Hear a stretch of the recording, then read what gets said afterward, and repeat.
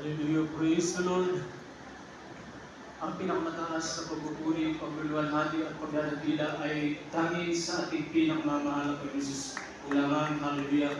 Yung di paggalangkos sa ating dearly beloved and honorable parents in the Lord, ating inaalala ang mga pinagpalang aral at turo ng ating minamahal at ginagalang na Pastor Evangelist Verdi Almeida at ginagalang na mahal na Assistant Pastor Nina Kumon Almeida.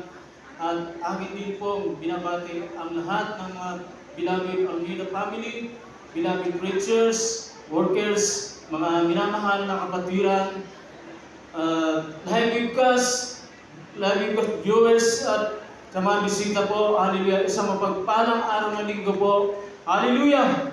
Higit sa lahat po sa ating pinakamamahal na praise the Lord. Hallelujah. Tunay po minamahal, bago po ako napabilang sa banal na ministeryo po ng Jesus Meron International Ministry, dati natin po minamahal. Meron po talaga na sa karamdaman na kapag sumakit ang aking ulo, hindi ko makita, inuuntog ko pa ang aking ulo minamahal sa sobrang sakit sa matitigas na bagay.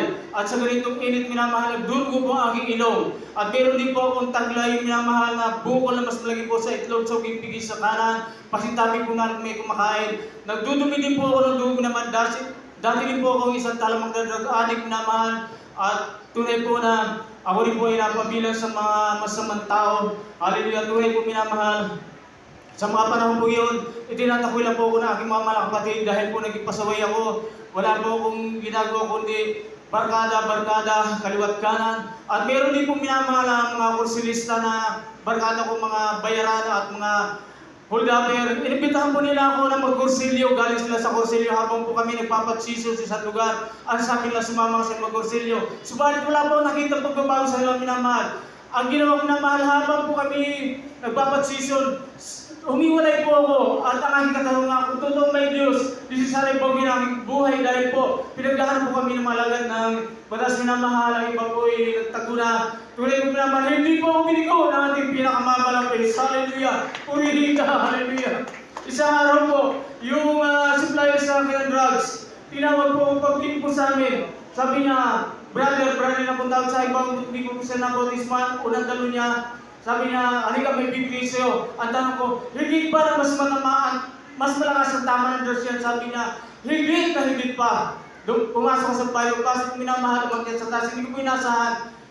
Pagbaba niya nakatalikod, nasa likuran po pala niya yung Biblia. Kanya po itong pinakalat, sabi ko, ano yan? Binabalot ko lang yan sa marijuana. Sabi niya, makinig ka. Yung ako po minamahal, binabasahan niya. At ang patutuwa, sa nangingilabot po ako. Tunay po sabi ko, ano gagawin ko? Sabi niya, balita ko tinatakbil ka na at nais mo rin yung mga kapatid ka lang yung makaaway. Subalit, napakabuti nating pinakamamahal. Sabi niya, may gawain sa Lutong Maynila, 1989 po yung minamahal. Grabe init sa plaza. Sabi niya, sumama ka sa linggo. Araw na linggo, pupunta ako sa mga parang sa subalit. Para po akong hindi mapakaling minamahal. Napunta po ako sa bahay ng beloved na yun na nag-aya sa akin na sa araw din po pagdalo ng nagpapabatismo po kami. Tulad po naman pagdating po sa Lutong Maynila, Cruzada, nag-observe po ako. Sabi ko, kami parating ng mga tao, ng mga sister, ng kapatiran. Ang hahaba ng buhok, ang hahaba ng damit, ang mga brother na kaputi. Ang pinaming malapas, nung tinatala ko ng kaluhon, basta sa pas.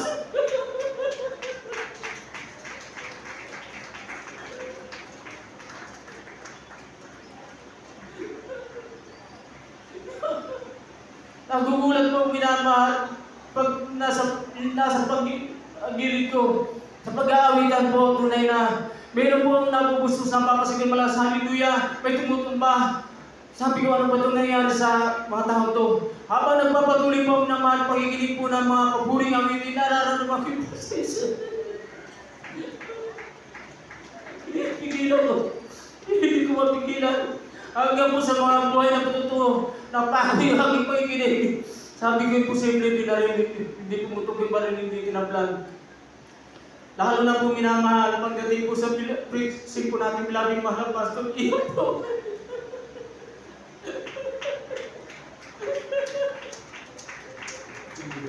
Praise the Lord, hallelujah.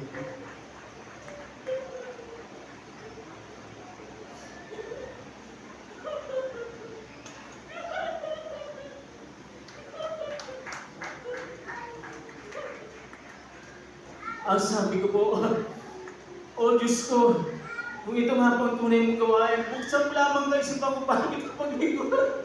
Tunay po, sabi ng bilang Pastor, lahat ng pagkuhan lumapit sa crowd, tanggapin ang pinakamamahal ng bilang Diyos at kanyang buhay tagapagligtas. Ang aking pinag-intin sa tagapagligtas, sabi ko, pag napalaban ako sa pulis ng banil ng Panginoon, maging pagbanil na lang may magliligtas sa akin. Subalit ang kamali ko minamahal. Tagapagligtas ng tiyak na kamatayan sa impyerno ko, di magmamana ka ng buhay ng langgan.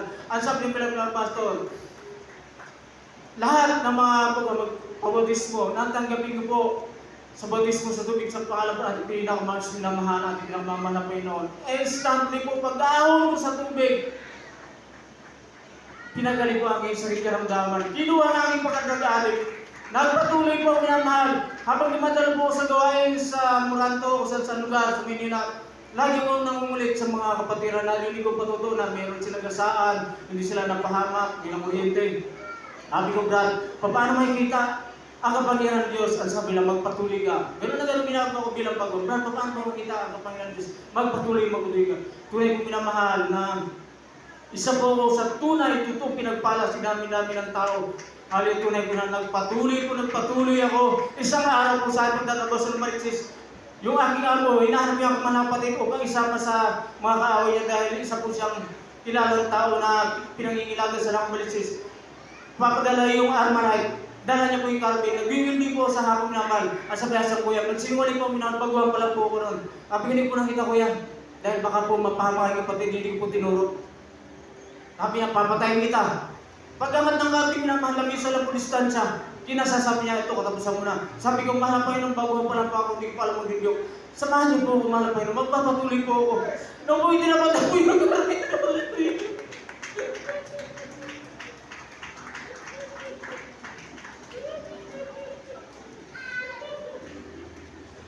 Kanya ko itong minamahal, pinalaman ito ni Puto.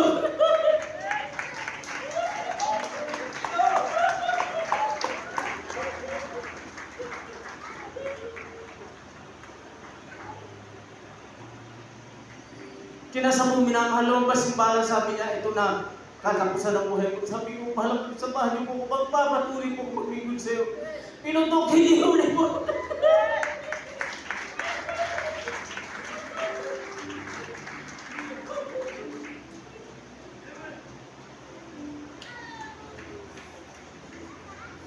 Sabi ko sa akin, mga kapatid, kinabukasan, halika rito, kahit mag-away tayo.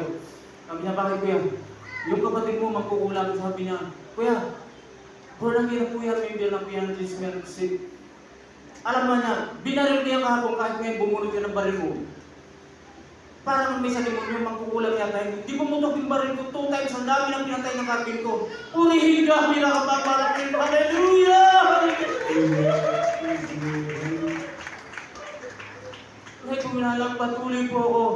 Isang gabi bawal nung lumabas yung minamahal. Naliligarilin sa sabi ko man, overnight po ako sa Villaronet. Samahan niyo po ako. Pagkatapos minamahal na asambit man sa mga po, nakita ko siya naliligarilin, bawal kong lalabas dahil kapag may pumasok po, basta lang po niyang pinapatay at ng mga kasama niya po, pati kuya ko. Naliligarilin na panay ang bigas. So, hallelujah, hallelujah, hallelujah. Nadaanan ko siya, naman di po niya ako napansin. Sa tulong at habag natin pinakamamalas. Pagbalik ko ng madaling araw, sabi niya, saan ka dumaan? Kuya, diyan po sana po gabi. Sino maling ka, papatay na kayo. Sabi ko, kuya, dumaan po sa sarap ng gabi. Naninigarilyo ka, marami po, ando po yung upos, kahit punta na ngayon. Sabi ko, manhan po yun noon, samahan niyo po ako. Ikuhin niyo po ito. Maya-maya, sabi niya, sige, open ka na makalabas, magpaalam ka lang. Ulihin ang pinakamamalaan. Praise the Lord. Kung ito minamahal, isang araw din po, may nagalit po sa akin dahil hindi ko po ginawa yung sakyan sa dakang po ng Malabon. Nagkasalbong po kami, nakasakay ako sa mountain bike. Huminto po siya naman na pahinuli po ako, matras na malayo upang siguro niya magkabalik-balik po ng aking katawan. At ako po yung napatukoy niya aking paa sa kalsada na natili nakahawak sa manibila ang aking nasabit. Hallelujah, hallelujah.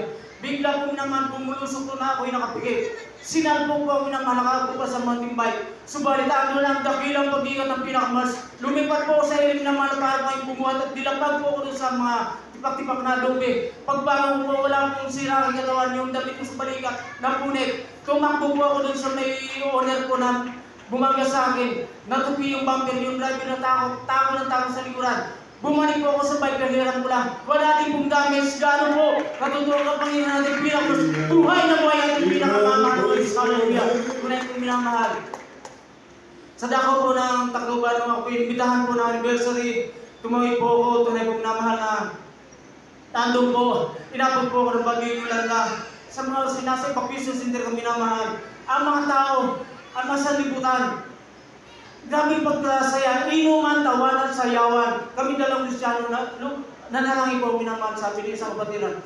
Tinatawanan kanila, sabi ko, matuloy sa inyong bagyo, manalangin tayo. Sabi nila si Raulo ko na nakasubasubay mo, sabi ko, huwag kang maingay, manalangin tayo. Pagdating madaling araw Sabado, pag liwanag, lumakas na lumakas yung hangin, hanggang po sa magbaknasan ng mga hero, matumbang mga puna, mga puste.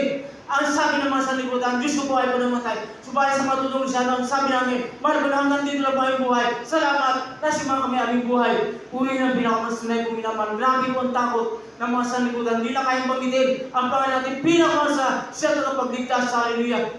Tunay po minamahala. Dahil po sa bagyo yun, ang aking mahal anak na lalaki dahil hindi po ako sa bautismado. Tapos po ngayon paglalaro, nawalan po kami ng kontak minamahal.